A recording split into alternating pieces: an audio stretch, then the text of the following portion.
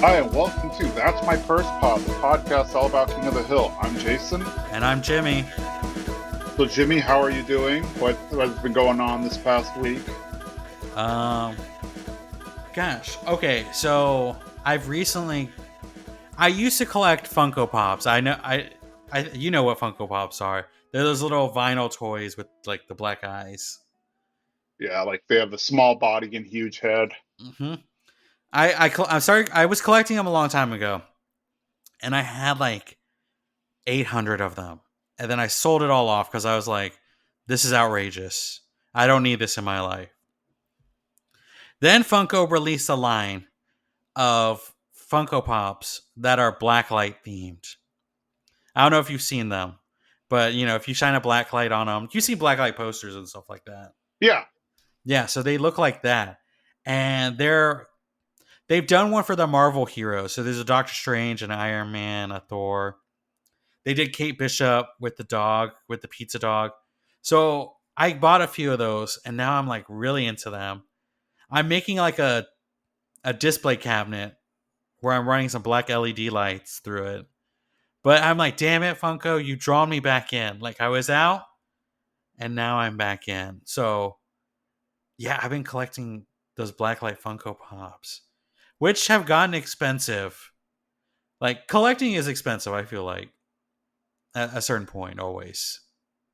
I think any kind of collection, unless you're just collecting like random things you find on the street or something to that effect, any kind of collection is going to wind up costing you a lot of money. I think George Carlin used to have a joke where he was like, "I don't have uh, hobbies. I have interests. Hobbies cost money. Interests are free." Which I think that's it. Like any hobby you have is going to cost you a lot of money. This is true. It's and I'm hoping that I'm not like gonna be like, well, this was like an undertaking of too much because I don't know. Right now, I'm really into it. I started working on my display case, so like that's cool because I'm like sawing things and working with wood, feeling very manly doing all these things. But hopefully, I'm in the process of redecorating my office area, so I'm taking like posters down, and I don't know if you have this problem, but anytime I go to a convention, I buy a ton of artwork from like the artist area.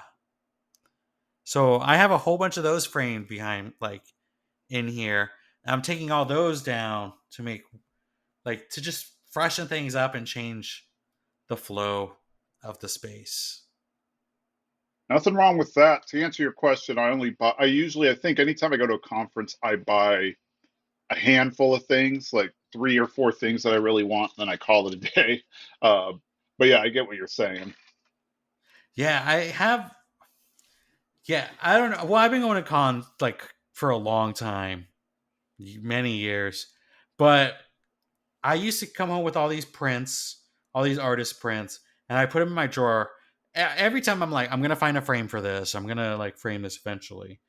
Well, one year I couldn't open my like the drawer under the drawer because I had so many prints. It like buckled the bottom of the drawer, so it caught on the under drawer of it. So I have too many art prints. I want to find a way to bind them all together to make like a coffee book, like coffee table book of some kind. So when people come, they can just flip through it and see all the different like artwork I've collected throughout the years. That would actually be very cool.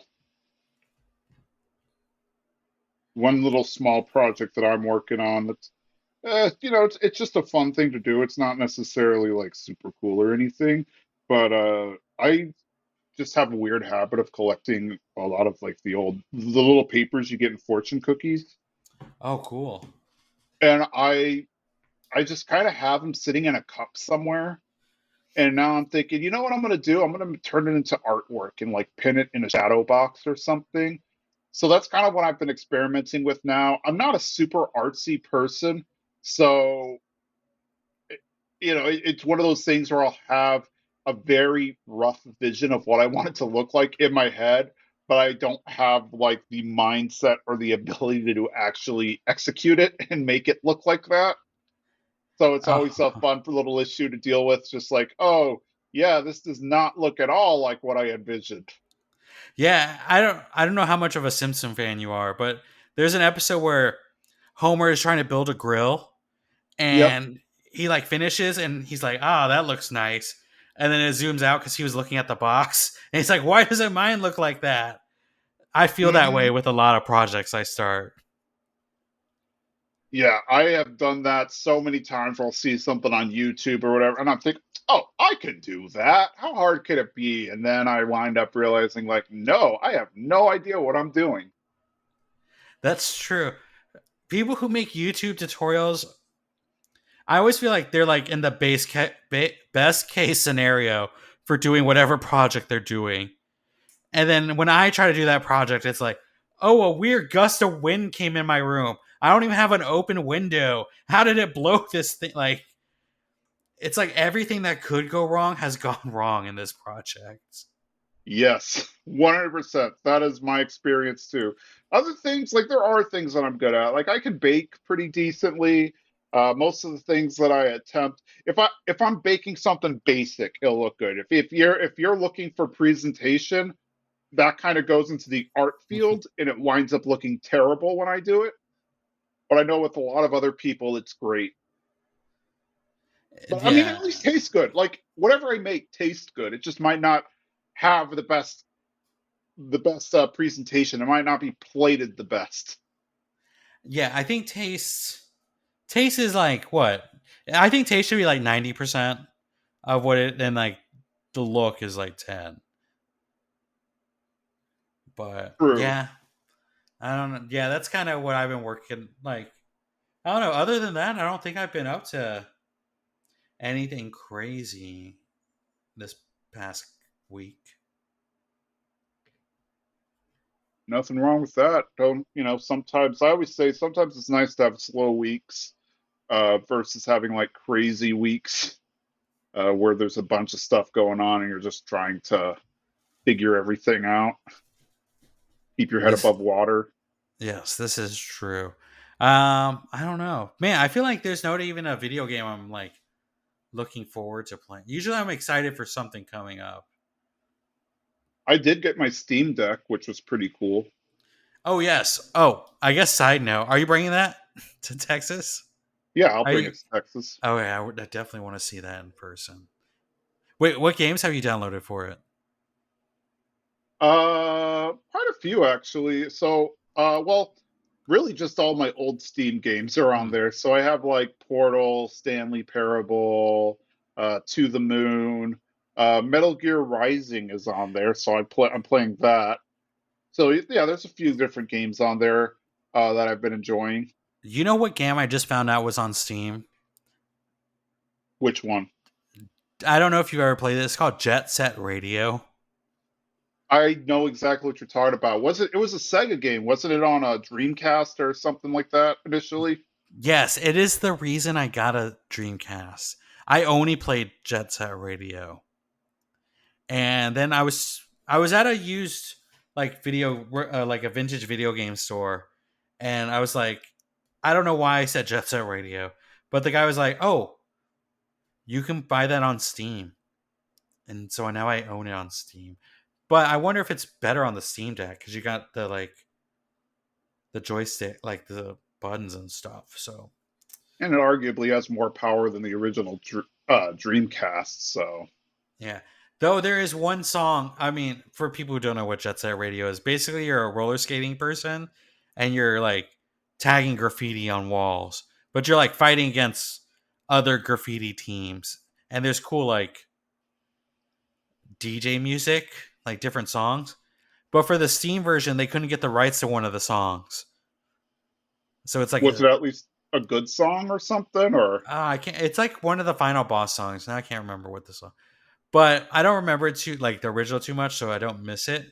But I was on Reddit. I sometimes I go down that Reddit rabbit hole. I'm looking forward to getting more interesting games on my Steam Deck here shortly. I'm just still getting used to it and trying it out.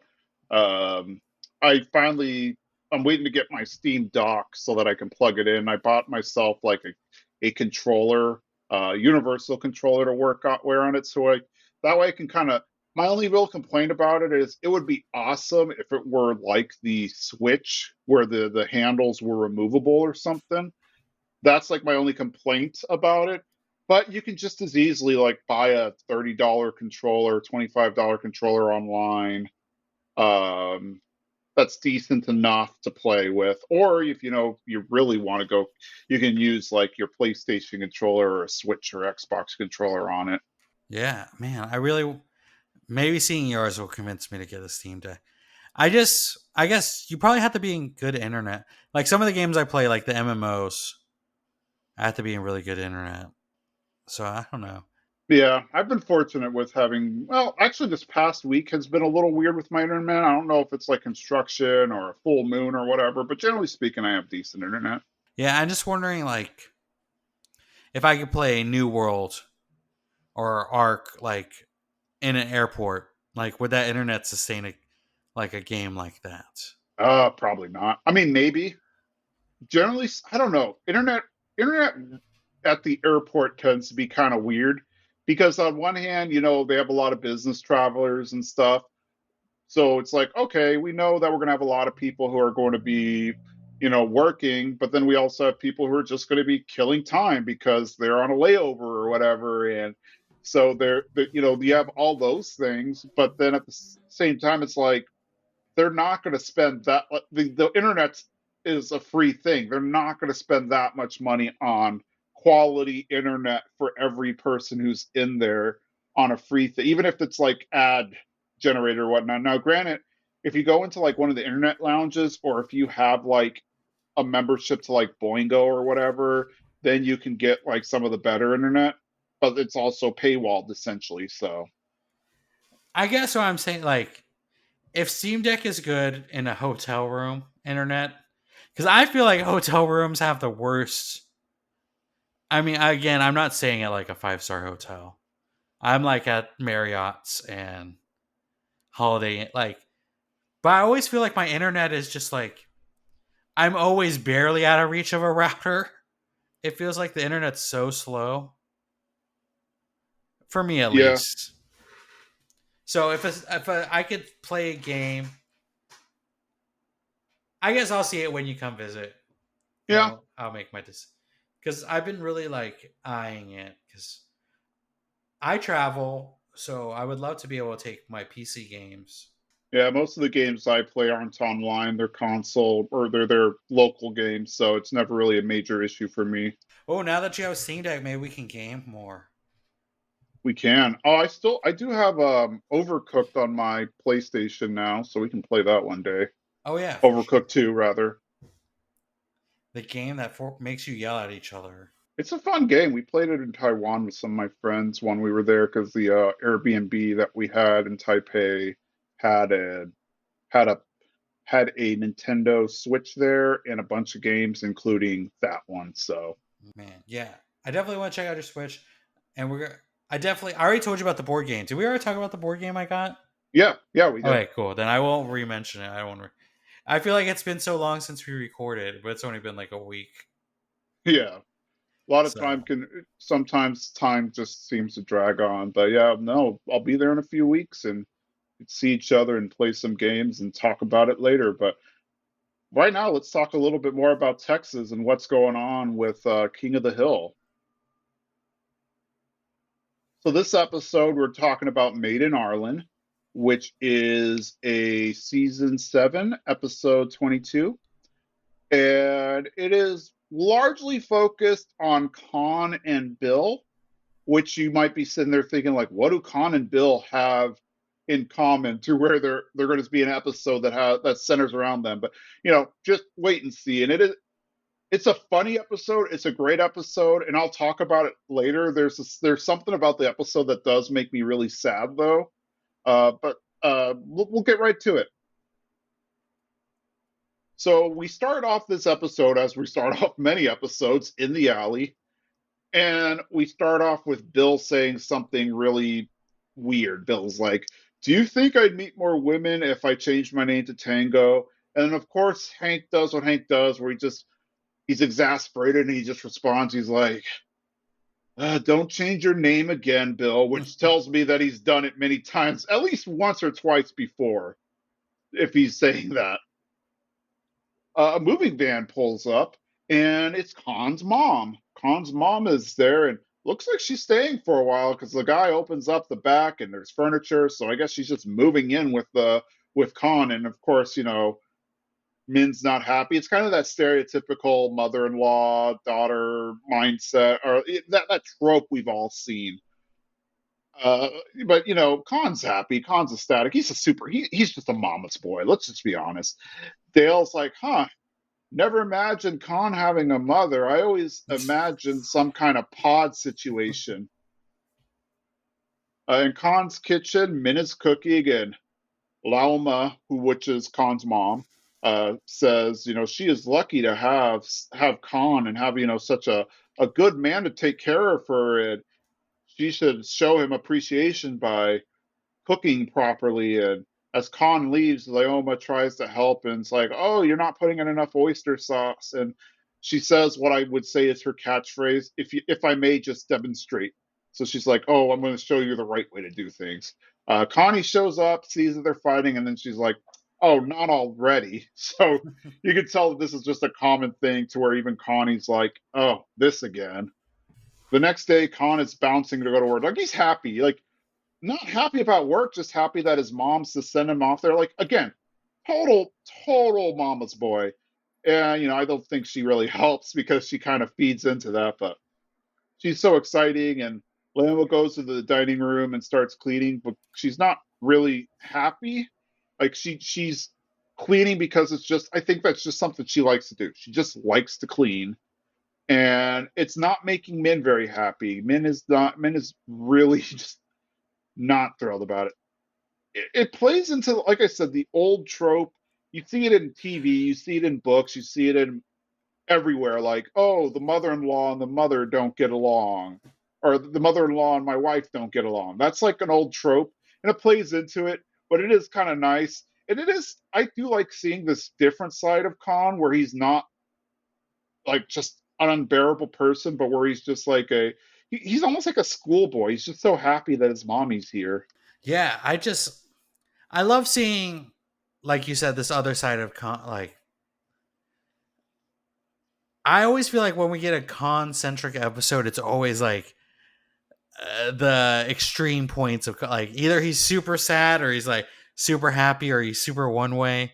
We don't really get a neutral Kahn, and I really love seeing kind of like the flip side of Min who like now Min is annoyed Hmm. with what's going on.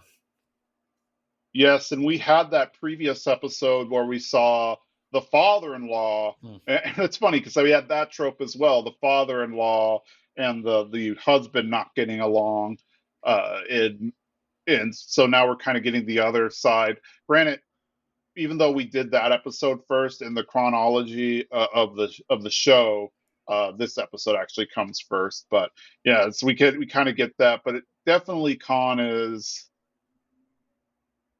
I mean, I would definitely say the general was way worse to Khan than Lauma is to Min, but still, it is pretty annoying. I could see why Min's upset because it's one of those things where, like, oh, you're not doing anything right. You're not cleaning right. You're not cooking right. Stuff like that.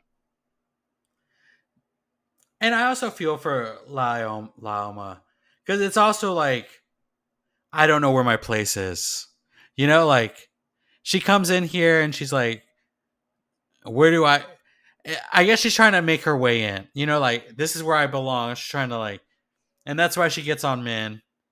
Like she's like, "You don't do it right, so I have to come do it." Just kind of like making myself indispensable in this house. Hmm.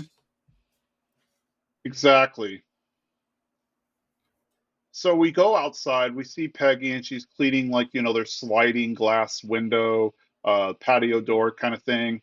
And Lyoma leaves the Supernuisance phone's house because I guess she's just tired of dealing with men right now and needs to get some air. She sees Peggy cleaning, and Lauma criticizes Peggy's washing. And of course, you know how Peggy is. Everything she does is perfect. So she's like, I beg your pardon. But then Laoma points out like how to properly clean, and she just says she loves to clean. She spent 40 years as a homemaker, and like cleaning is just kind of second nature to her. And it's, I feel like it's like how there's people who love to rock climb or love to parachute or love to scuba dive. I think like her thing is she just loves to clean. Like it's therapeutic to her. And she's like, "Hey, I could be your housekeeper if you want. I won't charge much." And basically, she's like, "I want to get away from men," and Peggy kind of can agree with that. She's like, "Oh yeah, I'm totally there." So we see them in the kitchen next, and Peggy's trying to show her like, "Oh, this is the floor and this is the stove," and Len was like, "Yes, this is like many kitchens I've been in before," and she's starting to clean, and Hank walks in and sees Leoma there cleaning, and he's thrown off, and like, what is she doing here? And Peggy's like, "Oh, she's our housekeeper, and don't worry, she's not costing a lot. That washcloth costs more than she does." We go back to Kahn's house, and he's playing the theme for Beverly Hill Cop on his Casio piano, but he's doing it very poorly. And he looks outside and he sees Laoma taking trash out, and she's over in the Hills lawn. So he's thinking to himself, "Oh yeah, she's getting ready to trash the Hills lawn. This is going to be great." But then she sees that she's continuing to go like towards the curb, and he's like, "What's going on? What's happening?" Instead, she's taking the trash can to the trash, but then she notices the trash can's dirty, so she lies it down on the ground so that she can clean it. And then Peggy yells for Laoma, and she says, "Coming, Miss Peggy." And of course, Kahn is shocked, and he does his own like blah moment. I love that Kahn is like, oh, my mom's gonna throw garbage on the neighbor's lawn. Like, she's never like if she came in the episode being all angry, like very Kahn like, making fun of the hills and making fun of Bill and everyone, then yeah, I'd be like, oh, this feels right. But he just like out of nowhere is like, my mom is just gonna throw this pile of garbage on the ground. But I also would be shocked if like my neighbors hired my mother as a housekeeper and I didn't know about it. Yeah, especially since Khan sees himself as better than everybody else. Even in the next scene where we see him in Khan's house in the kitchen, he's just like, "You didn't overcome the communist regime to be a slave in America." Khan's just super mad. And I have a feeling that if it was like the Wasana songs or something, he probably wouldn't be that upset. But because it's the hillbillies in his neighborhood and he looks down upon them, that's what's really upsetting him. If it was the Wasana songs, he'd be like, "You're gonna make our way in. Like, Oh, you are the gateway for us to get like. Don't forget to talk about how good we are." Like, he would definitely be using her, even though she's his mom.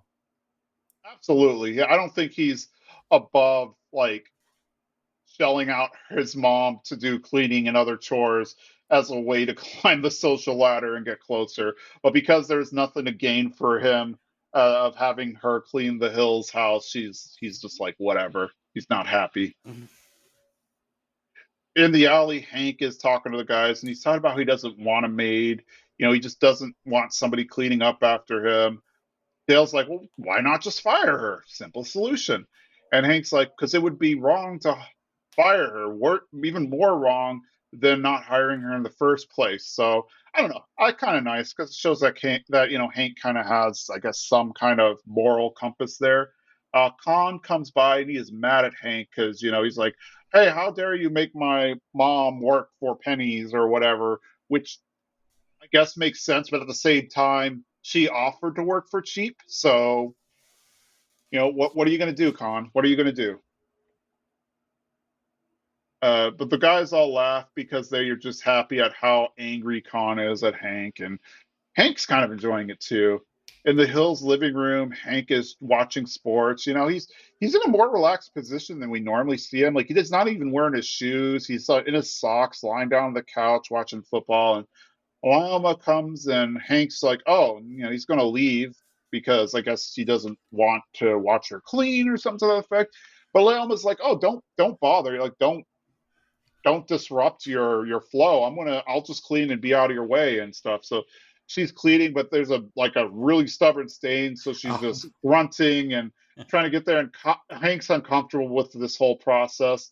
Bobby's loving everything though because Laoma brings Bobby a snack to his room, and Lauma's like, "Oh, you're the oldest child, you're the oldest male child, so you need to be taken care of." And she made a Reuben sandwich for Bobby, and Bobby's like, "I wasn't expecting this. I have to sit down." I mean, I love a Reuben sandwich too. I don't like sauerkraut unless it's on a Reuben sandwich, so I totally feel Bobby. But I always laugh whenever Leoma is like cleaning that rug stain. She's like, ugh, ugh. Like, the sounds make me feel uncomfortable.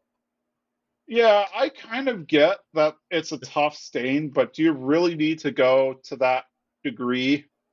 I think she even is like, this is a tough one. Like, she like is narrating the process of cleaning Uh-huh. it. Oh Like, man. wouldn't you just pre-soak that and then come to it later? Like, I'm not a big cleaner myself, but I feel like that would have made way more sense. I mean, when she sees a dirty spot, she's like in the trash can. She's got to get to it as soon as possible. My trash can is probably like the filthiest in the world because I'm like, who cares? It's a trash can. Especially like an indoor trash can, I could probably see you wanting to clean that up. Like that makes sense. But an outdoor trash can, who cares? This is true. I have like rinsed it out because like there were ants in it one time, and I was like, well, we need to take care of this problem. But other than that, I'm just like, it is what like trash is supposed to be dirty, right? Yeah. Like I could see, yeah, if there's like ants or some weird sludge or something, you'll take a hose to it, but I'm not gonna like take a sponge and give it a good scrub down. So Kahn is just furious, and he is talking to Min about this. Min is fine. Min loves it. Like she obviously loves it because Laoma's gone all day doing stuff. Kahn decides to look at the bright side, and he's like, "Well, tomorrow's Mom's day off, so maybe she can just hang around the house and not, be somebody's worker bee or something." And Min's not happy about the idea because that means she's going to be at home all day with Min, and Min doesn't want to have to deal with her. So we go back to the alley, and Min's walking out with a little sign up sheet, and she's trying to get the other guys to sign up for shifts so Laoma can stay out of the house as long as possible. Dale signs up because he's like, you know what, I can use some Asian fingerprints in my house. Uh, Excuse me. Min says something to the effect of like, "How about it, Bill? Are you not attached to the roaches and rats in your house?" He's like, "No, I just always figured I had to be rich to be clean." And it's funny because like the next scene, we go to Bill's house and it is just a mess. And Lyoma walks in and she's like, "This will take me months." Thank you, Bill. And this is kind of where they cross paths, where it gets bad because Khan's driving home and he sees that Lyoma is cleaning up Bill's house and they're kind of hanging laundry together, which is a weird thing. I wouldn't expect Bill to be that kind of guy to hang his laundry out, but okay. Isn't I'm trying to remember if I remember the scene correctly. Isn't the wind blowing like Bill's underwear like as they're hanging out in her face as Conan's driving by? Yeah, something like that. Yeah, you're right. I mean, it's clean underwear, but I think that's also what freaks out Con when he's like going by. Because I would be upset if my mom had Bill's underwear flapping in her face. Bill's underwear probably never can get clean. I don't care what trick she has. There's a layer of filth that just you can't get rid of. That's is an everlasting layer of filth. Bill's house is. We've seen Bill's house a few times in the show, and every time it's like the saddest house ever. Like if my place ever got to Bill's level, I'd be like, I just gotta let myself like. I need to commit myself into like some program of some sort. Hmm. Yeah, his house never looks normal. It's always messy. Things are broken. All of that. Speaking of Bill's house, we go back to Bill's house and Lauma's cutting Bill's hair, and Bill makes a comment of, "I can't believe how many forks you found," which is just, like I guess he just keeps losing them, and they fall behind uh, couches and stuff like that. Laoma is happy to find something to do other than just be with Kahn all day because originally she wanted to move to be net closer to Kahn, her son, and spend time with him. But I guess she's just like, there's nothing for me to do when I'm here. And now she's like, oh, I feel like I've avoided my life, and Bill says he feels the same way. And it's clear that they're starting to fall in love. We actually see them on a date in a meadow later, and she talks about reminding her of like the meadow where her I guess her husband's buried, and it's like, oh, that's the most beautiful description of a haunted meadow I've ever heard. And they start to make out, but then Bill's worried because he's like, my heart's been broken too much, and she's like, I'll be gentle, let me demonstrate. So that afterwards, they're in the alley. Not they, I mean, the guys. Leoma's not there. Bill asks for 2 seats to a show, and Dale's like, is your ass so big that you now need to buy 2 seats? He's like, no, I'm taking a date. It's like, you can't take a pigeon to with you. And then Bill raises a scarf that he's wearing to show that he has a hickey, and Hank's like, all right, Bill, well, who is it? And then he says it's Laoma, and everybody kind of spits. And then Dale's like, she's 20 years older than you. She's literally an old maid. My God, she's perfect. Uh, Oh, Hank asks how Kahn feels about it, and it's like, oh, I haven't found a time to break the news to him yet. Kahn comes out and he starts complaining about how she got home late. And of course, Kahn doesn't realize that there's a romantic relationship. He just assumes that she's staying all night to clean or whatever. And it's like, you work her overtime, and the guy starts chuckling and stuff. And then he's like, my mom came home all sweaty and exhausted last night, and they start laughing more. And then Hank's like, guys, be quiet. And then then and then Kahn's like, you need to stop writing her so hard. And then they just all lose it when he leaves. oh I don't know. man. I mean, I'm glad that Bill and Laum are happy, and they do. It is a bit of a weird relationship, but they do work for each other, though. I mean, I have a lot of things. Like, first of all, when we imagine Bill in the alley and he's wearing the scarf, don't you imagine he's like wearing a jacket? Like, he's wearing clothes to match the scarf? But it's basically like the same clothes Bill wears all the time, just with like a handkerchief around his neck. Which I feel like no one brought that up in the alley.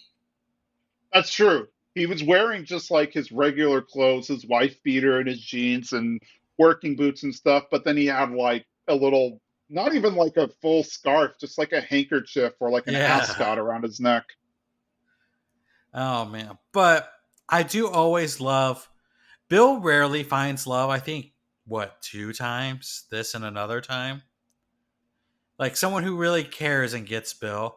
But every time he does finds like a romantic partner, it changes. Like he gets way better. Like he's not Hmm. as sloppy and as like it's just.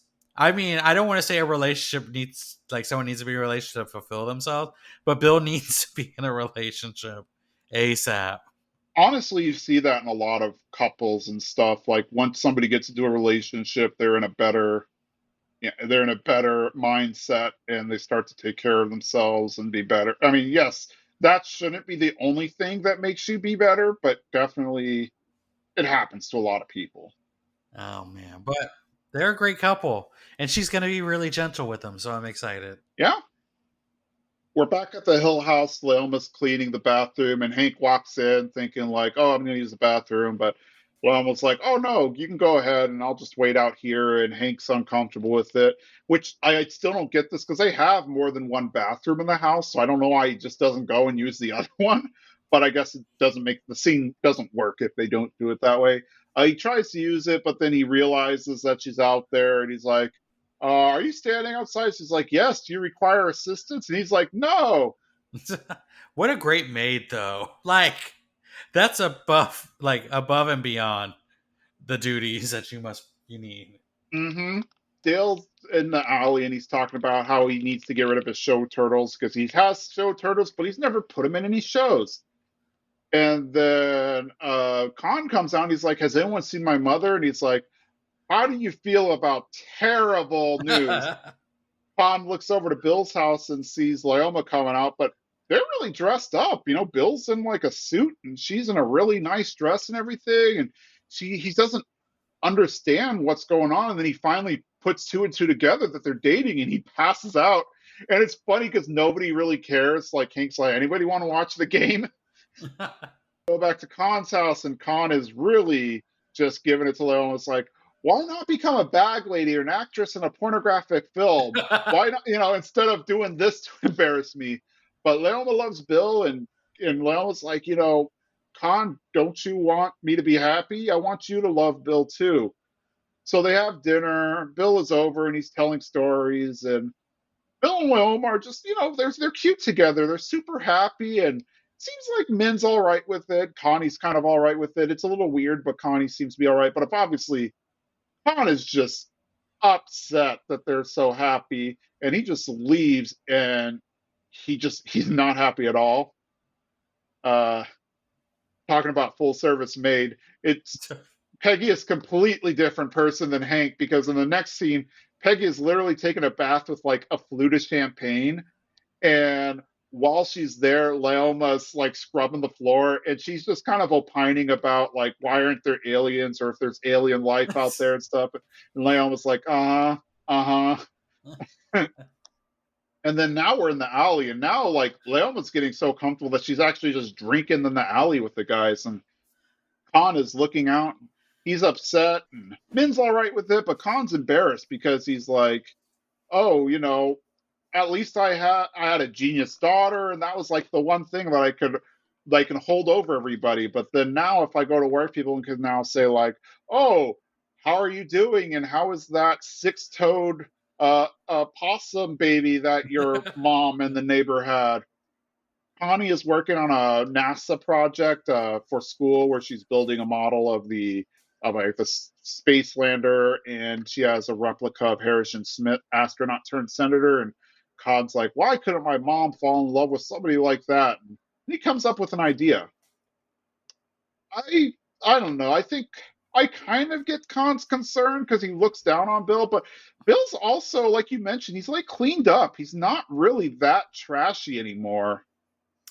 It's true. It's like people can't see the new Bill. You know what I mean? Like Bill in a relationship, they always remember Bill at his worst. Yep, and I mean, I'm not going to say it's fair. That is not fair at all.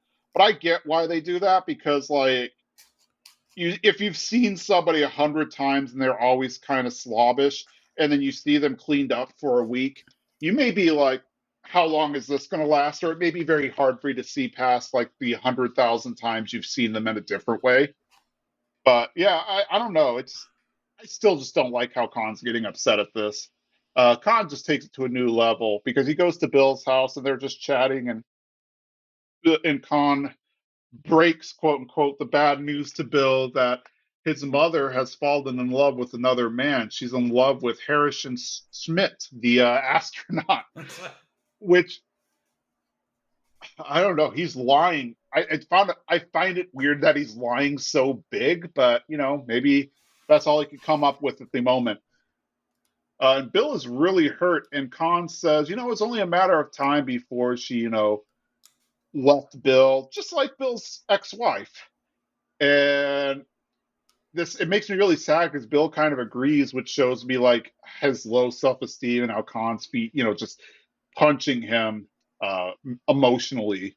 Khan says, she didn't mention anything to Bill because she didn't want to hurt Bill. So, Bill shouldn't let her know that he knows. But, you know, if Bill really cared about her, Bill would break up with her so that she could pursue a relationship with Harrison Smith and be truly happy. And so they have dinner at Bill's, Laoma and Bill, and Bill's sad and Laoma's picking up on it, and Bill breaks up with her, and they're both really upset, but Bill thinks it's what's for the best so that Laoma can be with the person she truly loves. And Laoma runs back home, and man, Kahn is just like watching it from the yard, and he's like, "Oh man, what a rush. Now let's break up Hank and Peggy." I love this well, I mean, I don't love Bill being broken up, but I love the part where he breaks up with her and he goes to like the window and he sees a full moon. He's like, now you can be happy. Or like, there's a full moon tomorrow. Now you can be happy with someone who's actually been there. I'm Yeah. like, who does. Oh, Bill, I know he's not the smartest, but like, you think she's running in these circles? Yeah, that is a little bit of a weird thing. Like, really, Bill, you think Lauma is chilling with astronaut? Like, you really think she's dating astronauts? Okay. Yeah, especially because, like, when you think about it, she's either on dates with Bill, at home with Kahn, or cleaning the Hill House. Like when Yeah, I mean she that's a has good these point. dates. That's a But I good mean, point. it is Bill, so But you do bring up a good point. Like, when are these dates happening? But yeah, Bill's not. I mean, the fact that he fell for such an obvious lie. Like, if he said, "Oh, there was somebody back in Laos that she fell for, somebody in California, or a guy she met at the library or something," that'd be a way more believable than Harrison Smith. So I guess it just kind of shows how not bright Bill is. I guess. In the alley, Bill looks like a mess. Like more of a mess than normal. Like, it's clear that he's just dipped into a deep depression, and Bill's trying to cheer him up, and it's like, hey, Bill, think of it this way: you scored with an older chick. Oh wait, this is in high school. At Khan's house, we see that Laoma is leaving, and she's getting ready to leave for this retirement center, retirement home called Pinebrook Acres. And she's like, "Oh, it's got everything because it's part retirement home and part cemetery." So I guess full service. And Khan's like, "Oh, don't go, don't go." It's like, "Oh, I got it. It's just too painful to be around Bill." And Khan's in this weird position where he doesn't want her to leave, but he also doesn't want her to be with Bill. So he's kind of like, lesser of two evils, I guess. You can go to the retirement home, whatever. At the Hill House, Peggy's upset that Laoma just left because, like, now she's like, "Oh, you teased us with all this great food, and now I'm having to cook for myself, and now there's nobody to listen to me when I just take a bath and opine and stuff." And then Bobby's upset because he doesn't have like his little snacks anymore like he did with Leon. So they both are, I guess it's not just hurting Bill and Kahn that Leoma's gone. The next morning, Bill's passed out on Hank's porch as Hank's getting up to like pit his newspaper. And Bill's like, "Oh, sorry, I fell asleep here. This is where we first made love."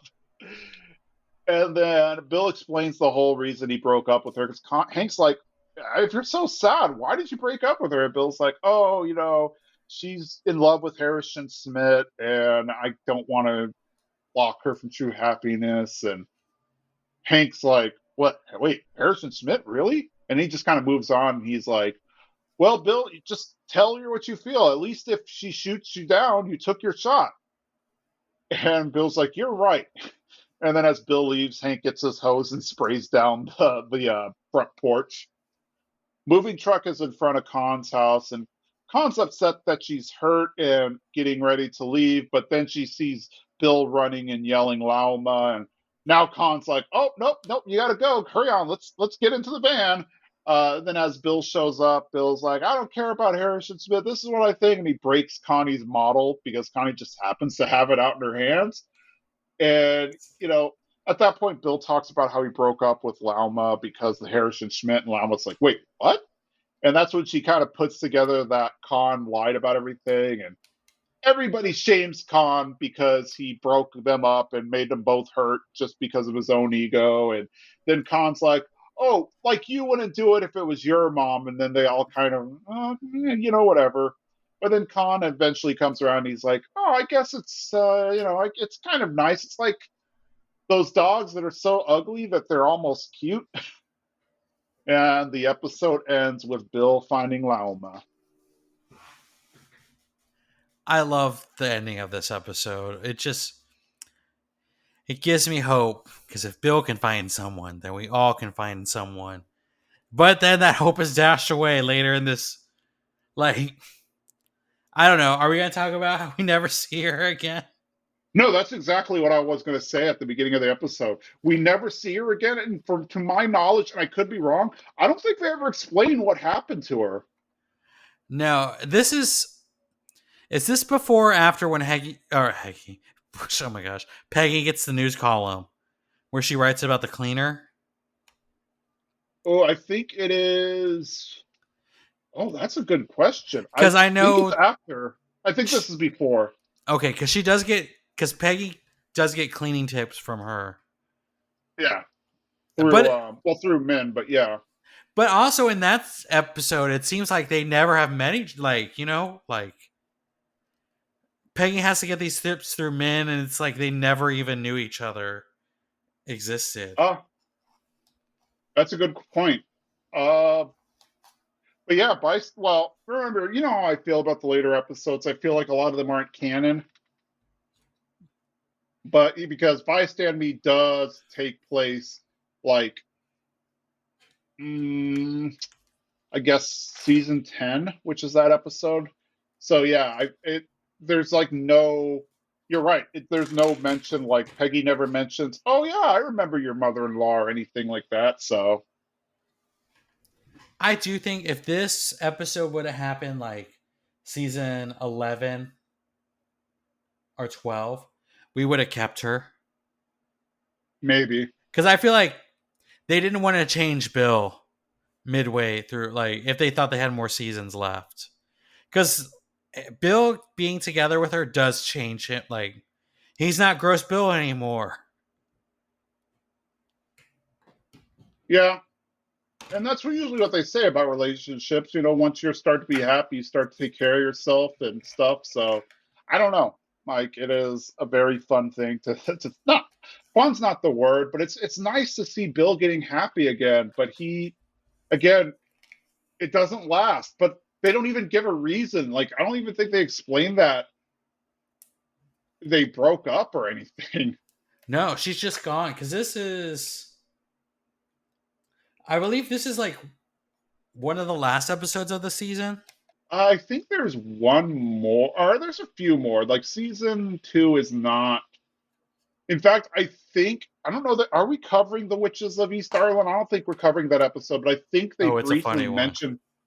I think they briefly, like very briefly, mention her. But then I don't. I think she disappears in the middle of the break of 7 to 8. Yeah, I don't know. I mean, I don't. We never actually see her again, but we do. Like, she is briefly mentioned. But I mean, I like her a lot. I think she's funny. She would have been a great additional character, I think, to the cast. It's just she changes Bill too much, and we can't and, have that. and that's probably it. Is like they. I don't know what's the word I'm looking for. Like they want consistency or and whatnot, and having a granted. I mean, they change characters all the time. You know, I mean, Luann and Lucky. Luann and Lucky, Good Hank being born, all that stuff. Like, you know, people's stories change. It's like, why do they need to make Bill always sad? I do think it's the easy joke. I mean, we all enjoy it, right? A sad Bill. Yeah, I guess that's true, but still, it's like, or even like for the season finale, he should have found love or something, is what I think. But I don't know. Maybe when they bring it back, I hope it'll she be comes better. back. Maybe Bill's. I don't know. Do you want Bill out of the alley? Like maybe he can move in with her, but is that too much? He should bring her back. I feel like. I think she would move in with him because she could still be close to Khan, but then not like impeding on their family. Yeah, I love when Khan's like, if it was your mom, and everyone's like, maybe he has a point. Yeah, they're like, oh, I guess so. You might be right about that. But yeah, this is a good one. This is one of my favorites because we actually get to see Bill happy.